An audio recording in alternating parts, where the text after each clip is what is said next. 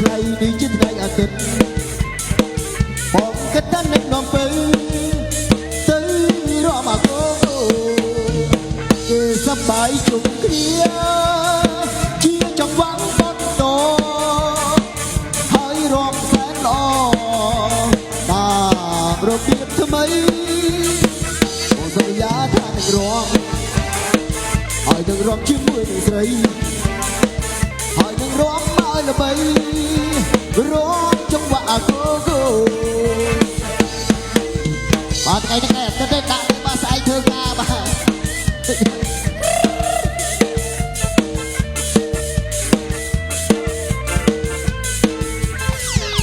នេះជាថ្ងៃអាទិត្យថ្ងៃនេះជាថ្ងៃអាទិត្យបងក៏ដឹងនឹងនាំពើទៅរកមកថ្ងៃនេះជាថ្ងៃអាទិត្យថ្ងៃនេះជាថ្ងៃអាទិត្យបងក៏ដឹងនឹងនាំពើទៅរកមក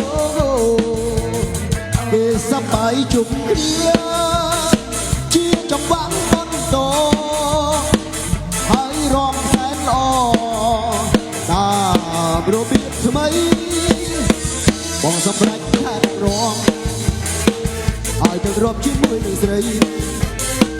ហើយទៅរកមកល្បីរកចង្វាក់អាគោមិនស្រឡាញ់អូនពីបានបើកន្យានអូនពេញក្របំសាច់សត្រលុកពុកពូលក្រពុំចង់តែងរៀងក្រុមសំត្រគៀងសាយមិនស្រឡាញ់អូនមិនបានសងបើកប់ក្លងចូលរួមរាល់ថ្ងៃហើយចាំទៀតគិតតែជ្រៀតនាងអាយហើយពួកម៉ែលេបទឹកគាត់ស្ដាយរូបនេះណាបានអូ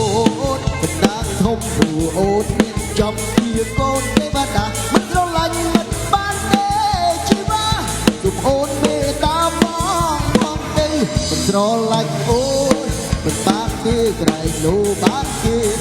បងអត់ភ្លៅហើយទីបងឲ្យម៉ែចូលទៅទឹកពើសុំអូននៅបើនៅឲ្យបងផង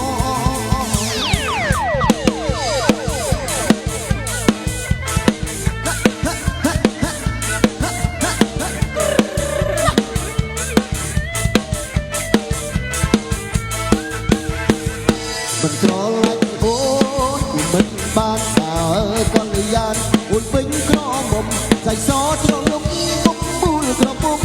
ចង់តែងរៀងក្រុមសំដឹកស្រកខ្សែមិនស្រឡាញ់អូនមិនបានសងបើកុំឡងចូលព្រមរាល់ថ្ងៃហើយចាំទៀតគិតតែជ្រៀតនាងអាយហើយពួកម៉ែលេបទឹកបត់ស្ដាយគ្រប់គ្នាយ៉ាងណាបានអូនសំណាងធំយូរអូនចប់ជាកូនទេវតាមិនស្រឡាញ់មិនបានទេជីវ៉ា